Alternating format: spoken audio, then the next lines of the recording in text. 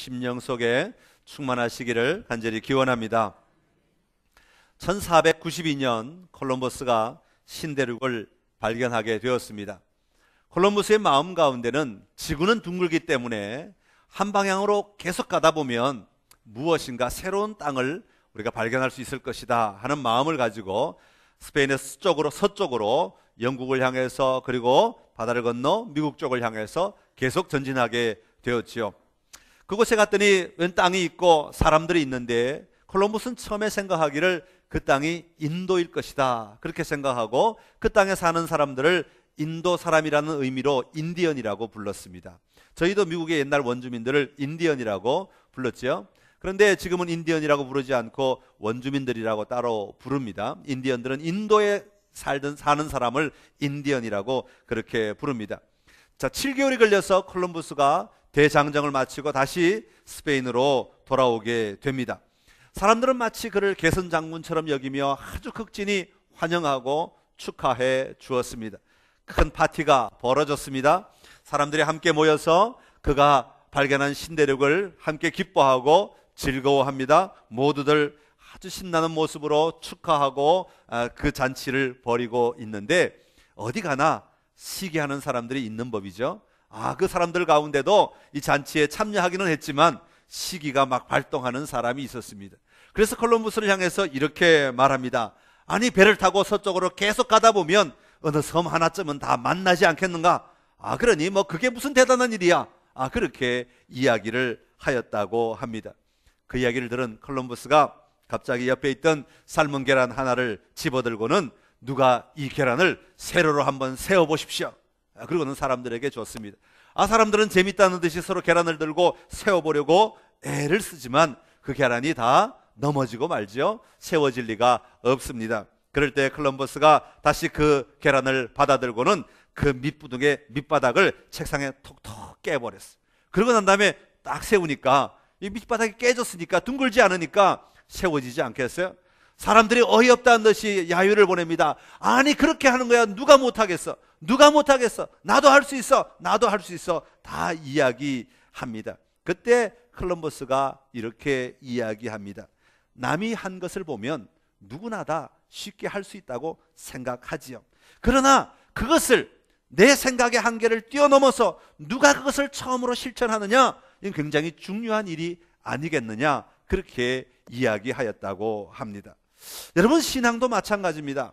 여러분, 우리의 신앙, 하나님의 나라라고 하는 것은 무한하게 우리 앞에 열려져 있습니다. 그러나 그 하나님의 나라가 분명하게 있는 것을 보지 않고 오늘 내 세계 속에서만 갇혀 사는 사람들은 결코 그 하나님의 나라를 갈 수도 없고 누릴 수도 없습니다. 그러나 그 하나님의 나라가 내가 분명히 갈 수 있고 내가 누릴 수 있고 내가 오늘 내 삶의 자리에서 소유할 수 있는 나라라고 하는 것을 확신하는 사람들은 얼마든지 자기의 발걸음을 옮겨 그 하나님의 나라 속에 들어가 그 하나님의 나라를 누리고 그 하나님의 나라를 기뻐하고 그 하나님의 나라를 즐거워하며 살아갈 수 있다고 하는 것입니다. 오늘 말씀의 제목을 하나님 나라의 확장이라고 정했습니다. 하나님 나라의 확장은 오늘 내가 살아가고 있는 이 하나님의 나라를 내가 계속해서 확장해 나가 그 하나님의 나라에 내가 온전히 잠기고 그 하나님의 나라를 온전히 누리는 것을 이야기합니다. 하나님의 나라는 단순히 하나님의 나라의 확장은 내가 교회에 얼마나 자주 나오느냐 이것을 이야기하는 것이 아닙니다. 하나님의 나라의 확장은 내가 얼마나 교인들과 더 많은 시간을 보내느냐 이것을 이야기하는 것도 아닙니다.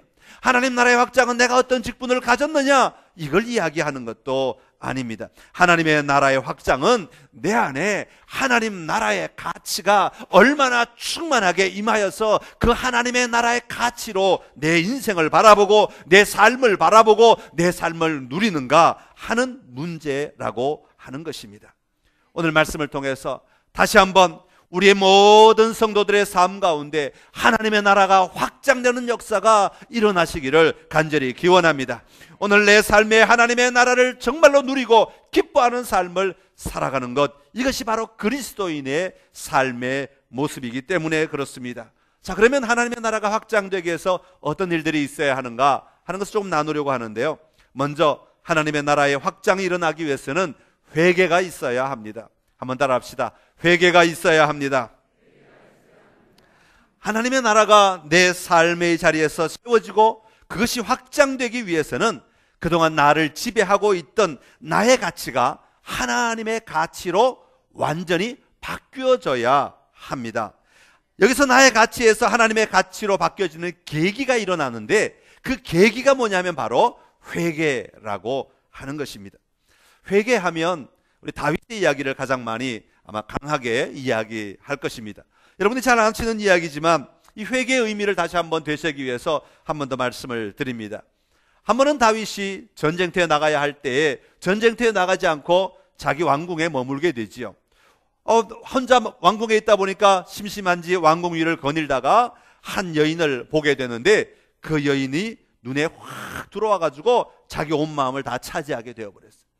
한 여인이 자기의 마음을 다 차지하니까 그동안 자기가 가지고 있던 생각들, 가치들이 다 떠나가고 그 여인으로 충만하게 되었다 말이지. 은혜 충만이 아니라 여인 충만이 되게 되어버렸어요.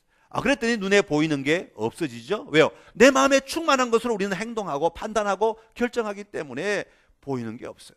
그래서 그 여인을 데려다가 간통하는 일이 일어나게 됩니다. 그의 남편이 있는 여인이었습니다. 그 남편은 군대 장관이었습니다. 장교였기 때문에 가장 전선에 나가서 나라를 위하여, 다윗을 위하여 열심히 목숨 바쳐 싸우는 사람이었습니다. 그 우리아를 이 다윗이, 그 여인이 자기 속에 들어오고 나니까 그만 이 살인하는 것도 주저하지 않게 되죠. 그 사람을 가장 전쟁터의 앞자리에 보내서 죽게 만듭니다. 그리고는 그 죽었다는 소식을 듣고는 이 여인을 취하여 자기의 후처로 삼게 됩니다. 그리고 후처를 삼은 후에 함께 살아가는 이야기들이 기록되어 있는데요. 여러분, 다윗의 입장에서 보면 지금 한 여인을 보고 사랑하고 취했다고 하는 것은 굉장히 놀라운 승리라고 말할 수 있지 않겠습니까? 왜요? 자기가 뜻을 이루었기 때문에, 순리대로 자기가 원하는 대로 다 이루어졌기 때문에, 자기 자신이 지금 너무 행복하고 기쁘기 때문에 자기 가치로는 이것보다 더 아름다운 순간이 없었을 것입니다. 야, 내가 세상에서 이렇게 내가 내 마음대로 할 수 있고 내가 원하는 것을 이룰 수 있었구나. 나의 성취, 나의 기쁨, 나의 모든 만족들 얼마나 좋은지 모르겠습니다. 그런데 다윗은 자기 스스로는 이렇게 만족하고 있을지 모르지만 그 순간에 하나님의 생각은 달랐다고 성경은 이야기하고 있습니다. 성경에 보니까 하나님의 입장은 이렇게 이야기합니다. 다윗이 행한 그 일이 여호와 보시기에 악하였더라. 그렇게 성경은 설명하고 있습니다.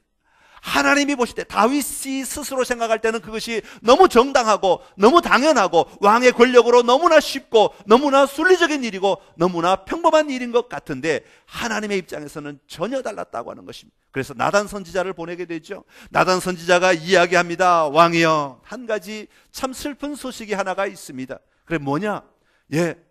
한 부자가 살고 있는데 이 부자는 양이 굉장히 많습니다. 염소도 많고 가축들이 굉장히 많습니다.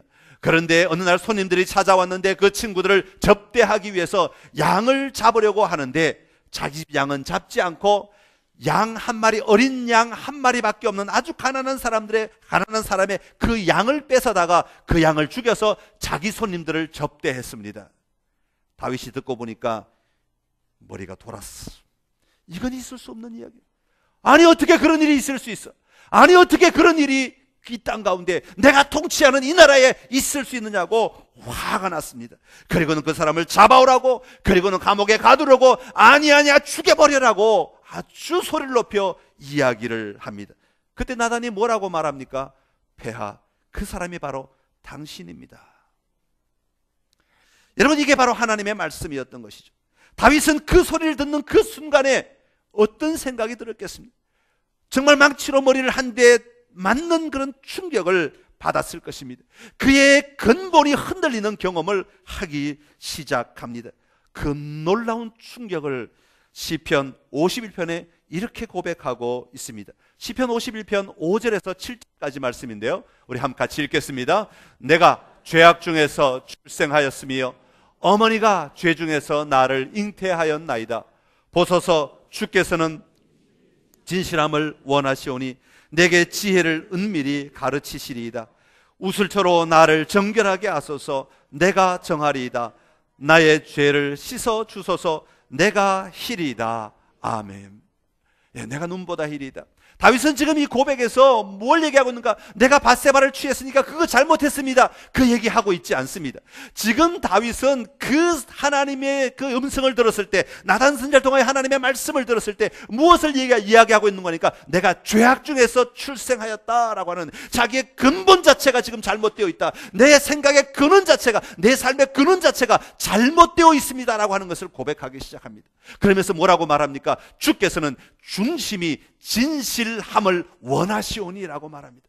다윗은 하나님의 음성을 들었을 때 단순히 내가 어떤 행위 그것만 고백하는 것이 아니라 그것을 고백하기 이전에 그 근원이 잘못되었음을 분명히 발견하고 그것을 하나님 앞에 끄집어내어 고백하기 시작. 하나님이 원하시는 중심이, 내 중심이 잘못되었습니다. 하나님이 원하시는 그 삶의 가치가 내가 잘못되어 있습니다라고 하는 분명한 고백을 하고 있는 것이죠. 바꾸어 말하면 하나님의 가치로 내 삶을 살지 않고 내 가치로 내가 살았음을 고백하고 있는 것이고, 그것을 회개하고 그것을 돌이키고 있는 것을 보고 있습니다. 내 가치로 살아갈 때는 그것이 죄인 줄도 몰랐습니다. 내 가치로 살아갈 때는 그것이 너무나 당연한 일이었습니다. 내 가치로 살아갈 때는 그것이 나의 힘인 줄 알았습니다. 내 가치로 살아갈 때는 그것이 나를 세워주는 일인 줄로 알았습니다. 그런데 하나님의 가치로 바뀌고 나니까 그것이야말로 그 단순한 행위 자체가 문제가 아니라 그 행위를 일으키게 하고 그 생각을 일으키게 하는 내 근원이 잘못된 것을 발견하게 되었다고 하는 것입니다. 그리고 다윗은 지금 그 근원 자체를 고백하고 있는 것입니다. 여러분, 하나님의 말씀이 오늘 이 시간 여러분들에게 임하시기를 간절히 기원합니다.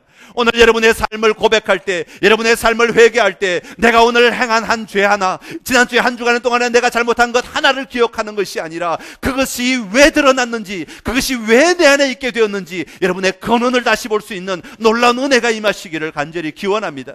내가 정말 내 가치로 살고 있는가? 아니면 하나님의 가치로 살고 있는가? 하나님의 가치로 살지 못함으로 일어나는 모든 일들이 무엇 때문에 일어났는지를 다시 한번 바라보고 그 근원을 고백하는 은혜가 있어야 할 것입니다.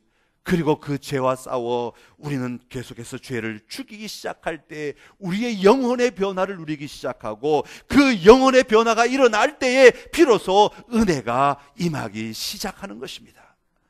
여러분, 내 가치가 아니라 하나님의 나라를 가치를 가지고 살기 시작하는 것, 이것이 하나님의 나라를 확장하는 출발점이 되는 것이죠. 오늘 본문에 보면 요셉은 형들 앞에서 자신이 누구인지를 밝히는 그런 장면이 나옵니다. 그동안은 형들과 오랫동안 만났는데 형들 앞에서 자신이 누구인지를 밝히지 않습니다. 왜 그랬을까? 가만히 생각해 보니까 이 형들이 정말 옛날 사람과 똑같은 사람들일까? 아니면 변화된 사람들일까? 하는 것을 요셉이 계속해서 점검하고 있었던 것 같아요. 여러분, 성경에서요 어떤 한 사건이 2장, 3장 넘어가면요 그건 대단한 사건입니다. 굉장히 중요하다는 의미가 있어요. 이제 요셉과 형들의 만남은요 42장, 창세기 42장, 43장, 44장, 그리고 오늘 본문인 45장까지 이어집니다. 여러분, 한 사건이 4장을 쓰였다는 것은요 여기에 분명히 하고 싶으신 하나님의 말씀이 있다는 얘기예요. 굉장히 중요한 말씀이 있다는 얘기죠. 보통 성경에 나오는 한 사건은 한 장 아니면 3분의 1, 한 단락, 요 정도로 끝나고 말지요. 그런데 이 4장, 5장이 쓰였다는 것은 엄청난 이야기입니다. 여러분, 그 형들은 어떤 사람들이었습니까? 요셉이 어릴 때 그 어린 아이를 시기했던 형들이죠. 미워했습니다. 질투했습니다. 그것만 한 게 아니에요. 그를 팔아버렸어요. 죽이려고까지 했어요. 그리고 마침내 팔아버렸어요. 그리고 그 아버지 야곱에게 가서는 우리의 동생이 짐승에게 찢겨 죽었다고 거짓 보고를 했어요. 그리고 그 아버지의 마음을 그토록 아프게 했어요. 그러던 형들이에요. 그런데 그런 형들이 다시 돌아왔는데 보니까 뭔가 변화된 것 같은데 이게 확인을 좀 해봐야 되겠거든. 점검을 좀 해봐야 되겠어요. 그래서 그 씨름을 지금 은잔을 음식 속에 집어넣고는 그 은잔을 가지고 지금 계속 씨름하고 있는 거예요. 동생 베냐민을 내가 잡아두겠다. 너희들이 지금 이 정탐꾼 같으니까 내가 잡아두겠다. 이렇게 씨름하면서 그 형들의 변화된 마음을 보고 있는 것이죠. 그런 장면들 가운데 요셉이 형들에게 42장에 이렇게 묻는 장면이 납니다. 너희가 정탐꾼이 아니냐? 그랬더니요, 형들이 우리는 정탐꾼이 아닙니다. 우리는 저기 살던 사람인데 여기 음식을 구하러 왔습니다. 쌀이 떨어져서 왔습니다. 그러면서 이런 얘기 저런 얘기들을 막 하는 거야. 그때 요셉이 형들에게 이렇게 말합니다. 너희는 이같이 하여 너희 진실함을 증명할 것이라.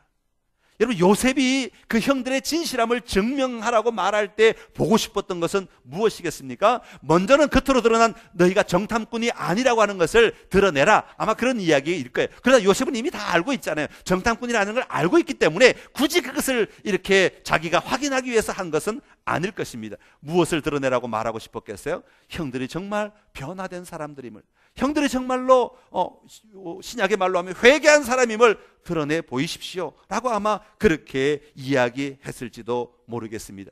막내 아우를 데리고 와서 그 아우를 통하여서 그 아우를 대하는 태도, 그 아우를 어떻게 대하고 그 아버지를 어떻게 대하고 과거에 대해서 어떻게 이야기하는가 하는 것을 보기를 원했던 거죠. 얘기가 너무 길기 때문에 중간에 생략하고 그 형들의 진심을 마침내 요셉이 보게 되죠. 형들이 나를 팔았을 때 형들이 아니구나. 나를 미워했을 때 형들이 아니구나. 이 형들은 완전히 변화되고 완전히 새 사람이 되어서 정말로 동생을 사랑하고 그 아버지를 사랑하는 모습으로 서 있구나 하는 것을 발견하였을 때 오늘 45장에서 마침내 자기의 신분을 밝히게 됩니다. 눈물을 흘리면서 그동안 감추었던 그 눈물을 터뜨리면서 형들 앞에서 자기가 요셉인 것을 밝히는 것을 볼 수가 있습니다. 여러분, 그렇습니다. 하나님의 나라가 확장되기 위해서는, 이 요셉과 그 형들의 관계가 확장되고 그 가문이 살아나기 위해서는 변화의 순간이 필요했던 것처럼, 변화의 모습이 필요한 것처럼 오늘 우리의 삶에도 하나님의 나라가 확장되고 하나님의 통치가 임하고 그 하나님의 온전함을 누리기 위해서는 변화의 시간, 변화의 출발이 분명해야 한다고 하는 것입니다. 그것은 바로 회개의 사건으로 일어나는 것이죠. 진정한 회개가 우리로 하여금 하나님의 나라를 확장하게 만들어 주는 것입니다. 진정한 변화, 진정한 회개가 없이는 잠시는 변화의 삶을 사는 것 같지만 우리는 다시 그 능력이 없음으로 말미암아 다시 과거로 돌아가고 또 돌아가게 되는 것을 봅니다. 자, 그렇다면 우리를 지속적으로 변화시키는 이 진정한 회개는 과연 어떤 회개이겠습니까?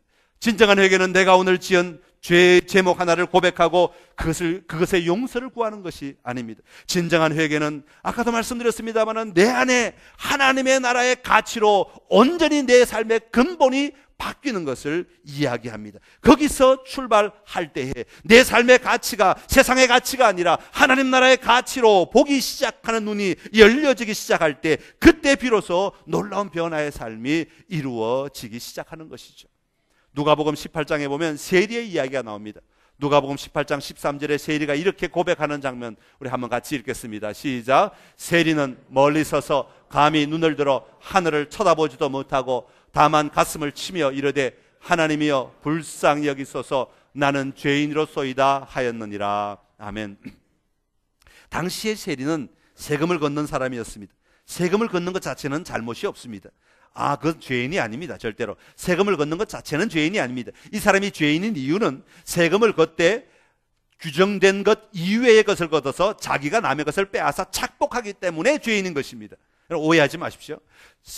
이 세리는 남의 것을 빼앗았습니다. 그런데 그 당시의 습관으로는, 그 당시의 관습으로는 내가 남의 것을 조금 더 뺏는 것 자체가 자기의 양심에 아무 문제가 되지 않았다고 하는 것이에요. 남들도 다 하니까, 세상 많은 사람들이 다 하니까 그렇게 재산을 모으고 그렇게 부를 쌓고 그렇게 살아가는 것이 너무 당연하니까, 다시 말하면 세상의 가치로 그것이 너무나 정당하니까 아무 문제가 되지 않았습니다. 그런데 이 세리가 예수님을 만났을 때 그의 생각의 근원이 달라지기 시작했습니다.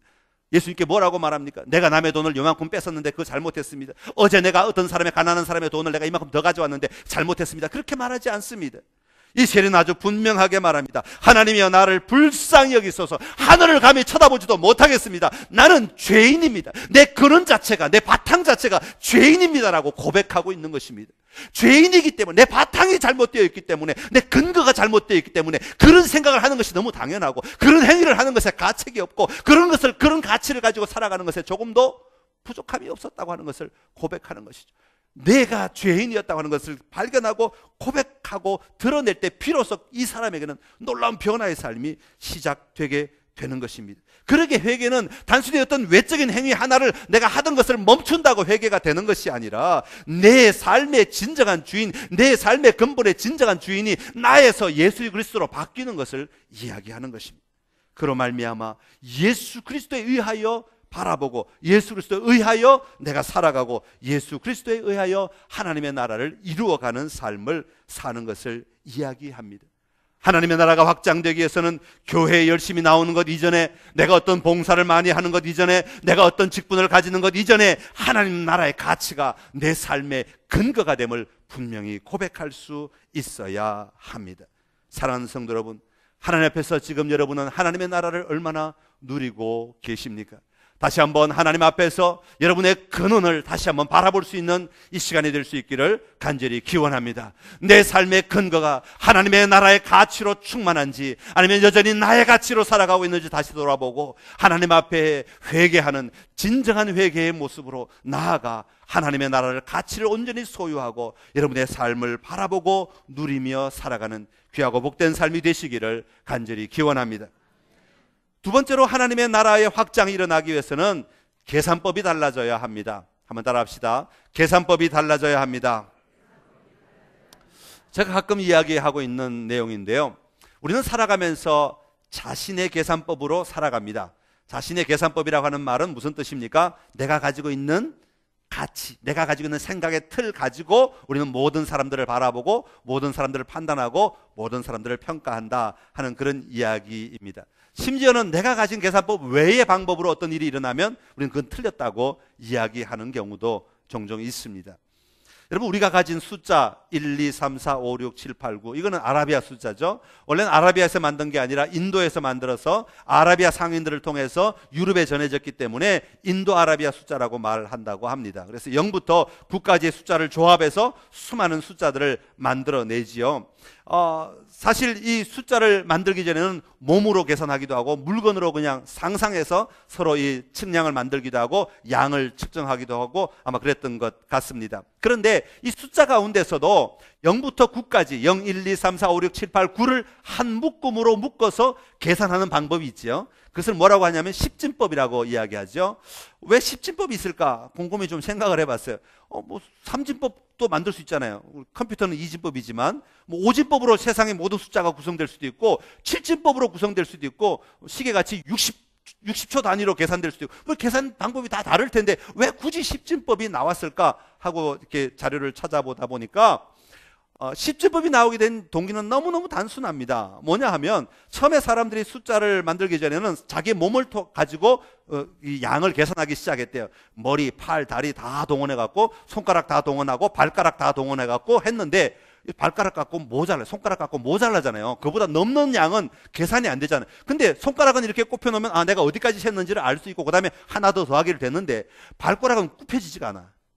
그러니까 여기까지 했다가 어디까지 했지 하고 또 이게 모르고 그래서 발가락은 빼버렸어. 다른 몸통 다 빼버리고 가장 쉬운 게 손가락, 눈에 탁 보이는 10개.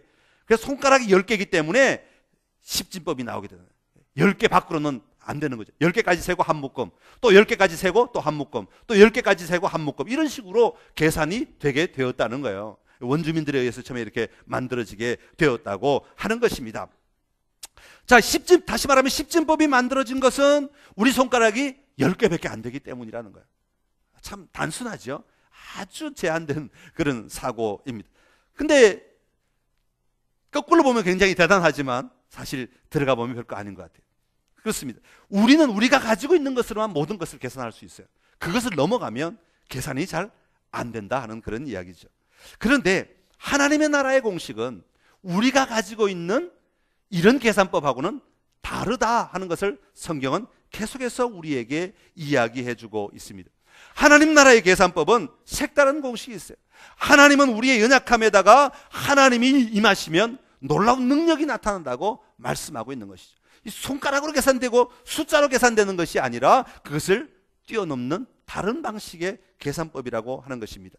우리가 잘 아는 이사야 40장 29절의 말씀입니다. 우리 한번 같이 읽겠습니다. 시작. 피곤한 자에게는 능력을 주시며 무능한 자에게는 힘을 더하시나니. 피곤한 자는 그냥 쉬어야 되고 무능한 자는 아무것도 하지 못하지만 하나님이 오시면 다른 일들이 일어나게 돼요. 능력이 임하고 또 힘이 더해져서 놀라운 일을 할 수 있다고 말하죠. 자, 30절부터 31절까지의 말씀인데 우리 잘 아는 말씀입니다. 같이 읽겠습니다. 소년이라도 피곤하며 곤비하며 장정이라도 넘어지며 쓰러지되 오직 여호와를 앙망하는 자는 새 힘을 얻으리니 독수리가 날개치며 올라감 같을 것이요 다른 박질하여도 곤비하지 아니하겠고 걸어가도 피곤하지 아니하리로다. 아멘. 자, 이것이 하나님 나라의 공식이라는 것입니다. 이것이 하나님 나라의 계산법이라는 것입니다. 육신적인 인간은 달려가면 피곤하고 또 힘들면 쓰러지고 넘어지지만 하나님께서 함께 하실 때는 그렇지 않은 일들이 일어나게 된다는 것입니다. 예수님께서 한 어린아이가 가지고 있던 보리떡 5개와 물고기 2마리로 남자만 5,000명을 먹이는 역사가 일어납니다. 사람의 계산법으로는 그거는 한 사람의 식사예요. 한 사람의 뱃속에 들어가면 충분한 양이었습니다. 그러나 하나님이 일하실 때는 그것이 5,000명을 먹이고도 남는 놀라운 기적이, 사람의 눈으로는 기적이 일어나게 되었다고 하는 것입니다. 예수님께서 칭찬하신 헌금은 과부의 2렙돈이었습니다. 다른 사람이 계산할 때는 100만 원이 더 많고 1000만 원이 더 많지만 예수님의 시각에서는 그 여인의 전부를 드린 2렙돈이 너무너무 귀하고 소중하다고 말씀하고 계시는 것이죠. 열왕기상 17장에 보면 엘리야의 이야기가 나옵니다. 그리 시냇가에 숨어 있다가 하나님께서 보냄을 받고 이 엘리야가 한 과부의 집에 들어갑니다. 사실 그 과부의 집에는 아무것도 없어요. 너무너무 가난해. 찢어지게 가난한, 정말 찢어지게 가난한, 너무 없어가지고 뭐가 있냐면 한 움큼의 가루와 이제 기름 조금 있어요. 그래서 그것도 이 두 사람은 아들이 있는데 이 과부에게는 이 두 사람이 마지막으로 떡 한 개를 해먹고 그 나머지 한 움큼 가지고 한 개를 해먹고 죽으려던 사람들이에요.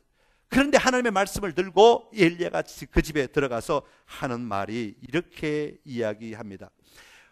그것을 떡을 만들어서 나에게 먼저 가져오라는 것입니다. 열왕기상 17장 13절의 말씀인데요. 우리 한번 같이 읽겠습니다. 시작. 엘리야가 그에게 이르되 두려워하지 말고 가서 내 말대로 하려니와 먼저 그것으로 나를 위하여 작은 떡 1개를 만들어 내게로 가져오고 그 후에 너와 내 아들을 위하여 만들라. 사실 하나 하면 끝나는 거예요. 더 이상 2개를 만들 수 없는 양이라고 그랬어요. 그런데 나를 위하여 만들고 그 다음에 너를 위하여, 너 아들을 위하여 또 만들어라, 이렇게 이야기하고 있습니다. 여러분, 엘리야가 왜 이런 말도 안 되는 이야기, 인간의 계산법으로는 도저히 나오지 않는 계산을 하고 있는 것일까요? 예, 엘리야는 자기의 계산을 하고 있는 것이 아니라 하나님의 계산법으로 지금 이야기하고 있기 때문에 그렇습니다. 하나님의 말씀을 전달하고 있는 것이죠. 그래서 14절에 보면 이렇게 이야기합니다. 시작. 이스라엘의 하나님 여호와의 말씀이 나 여호와가 비를 지면에 내리는 날까지 그 통에 가루가 떨어지지 아니하고 그 병의 기름이 없어지지 아니하리라 하셨느니라. 아멘. 내가 수고하여 얻는 것이 있는 그때까지는 떨어지지 아니하도록 언제나 채워지도록 하나님께서 하셨다고 하는 것이죠. 오늘 본문에 보면 요셉과 그 형제를 향한 하나님의 놀라운 계산법을 소개해 주고 있는 것을 보게 됩니다. 오늘 본문의 말씀 5절에서 7절까지의 말씀입니다. 같이 읽겠습니다. 당신들이 나를 이곳에 팔았다고 해서 근심하지 마소서, 한탄하지 마소서. 하나님이 생명을 구원하시려고 나를 당신들보다 먼저 보내셨나이다. 이 땅에 2년 동안 흉년이 들었으나 아직 5년은 밭갈이도 못하고 추수도 못할지라 하나님이 큰 구원으로 당신들의 생명을 보존하고 당신들의 후손을 세상에 두시려고 나를 당신들보다 먼저 보내셨나니. 여러분, 어떻게 이런 일이 일어날 수 있습니까?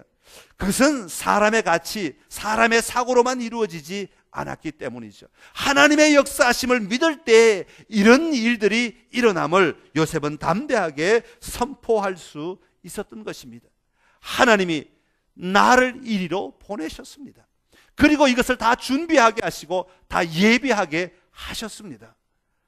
형들이 들을 때는 얼마나 정말 황당한 이야기였어요. 그 옆에 다른 사람들이 들을 때는 얼마나 그 역사를 다 듣는다면, 그 요셉의 인생을 다 듣는다면 얼마나 황당한 이야기였어요. 사람의 계산법으로는 황당한 이야기입니다.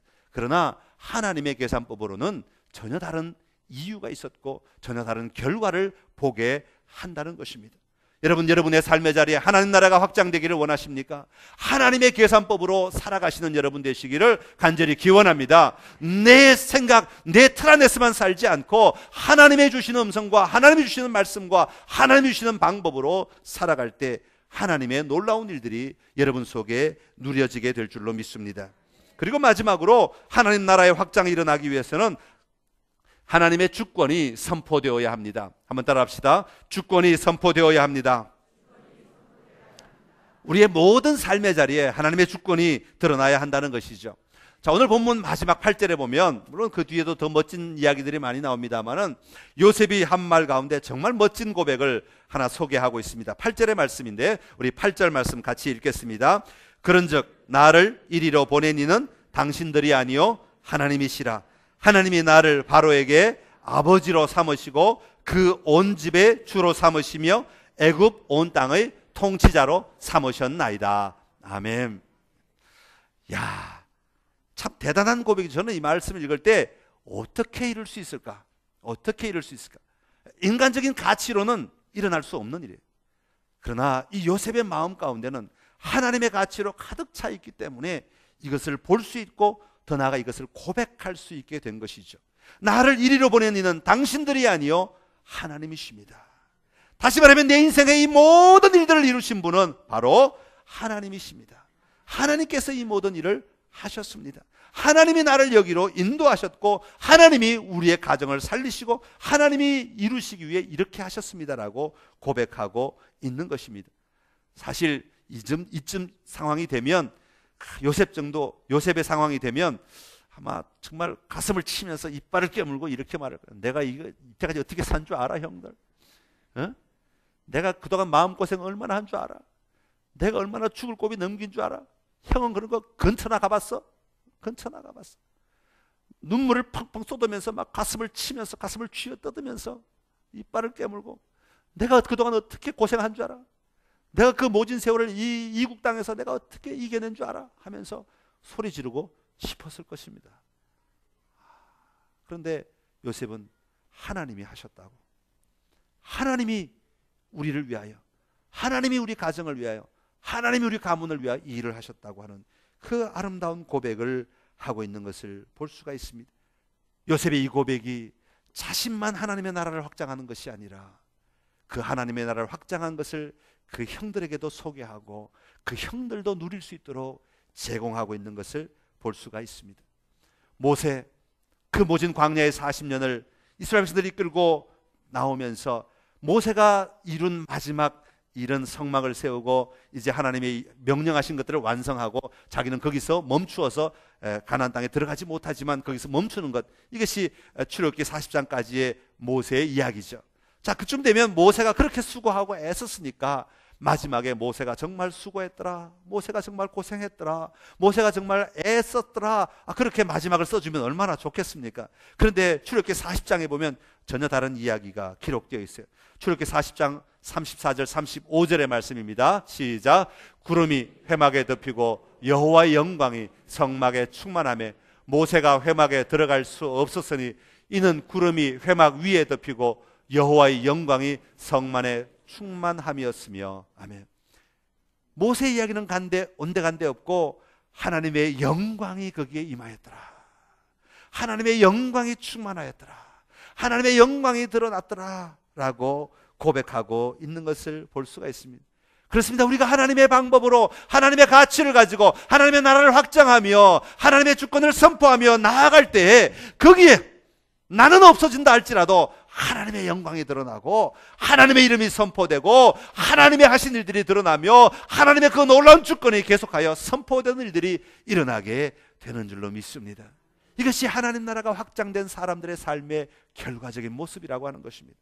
오늘 여러분의 삶의 자리에 하나님의 영광이 드러나시기를 간절히 기원합니다. 하나님이 하셨습니다라는 고백이 드러날 수 있기를 간절히 기원합니다. 하나님이 우리를 살리시기 위해, 하나님이 우리를 도우시기 위해, 하나님이 오늘 우리를 여기로 나아가시게 하기 위해, 하나님이 우리를 바꾸시기 위해 하나님이 이렇게 하셨습니다라고 하는 이 고백이 있으셨어요. 여러분의 삶의 자리에 그 고백으로 말미암아 하나님의 나라를 더 풍성히 누리고 기뻐하는 복된 승리의 삶이 여러분 모두의 삶이 되시기를 간절히 기원합니다. 기도하겠습니다. 참 좋으신 우리 하나님 아버지, 우리의 삶의 자리가 하나님의 나라를 누리는 자리가 되기를 원합니다.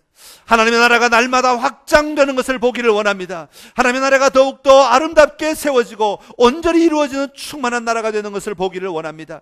주여, 그러기 위해서 우리가 진정한 회개가 있어야 할 줄로 믿습니다. 우리의 삶의 가치가 바뀌는 회개가 우리에게 있게 하여 주옵시고, 우리의 근본을 다시 돌아보는 회개가 있게 하여 주시옵시고, 예수 그리스도의 통치가 임하는 회개가 있도록 은혜를 베풀어 주시옵소서. 아버지 하나님이여, 우리 안에 정말 하나님의 기뻐하시고 하나님의 즐거워하시는 하나님의 온전함이 드러나기를 원합니다. 하나님의 계산법이 우리 안에 있게 하여 주시옵시사. 내 사고방식 안에서 내 삶을 사는 것이 아니라 하나님의 사고로, 하나님의 방법으로 우리의 삶을 살아갈 때 하나님의 나라가 확장됨을 보게 하여 주시옵소서. 하나님의 주권이 선포되기를 원합니다. 하나님의 영광이 내 삶 속에 드러남을 보기를 원합니다. 하나님의 나라에서 가장 중요한 하나님의 영광이 드러남을 보고 기뻐하고 누리는 주의 백성들이 다 되게 하여 주시옵소서. 예수님의 이름으로 기도드리옵나이다. 아멘.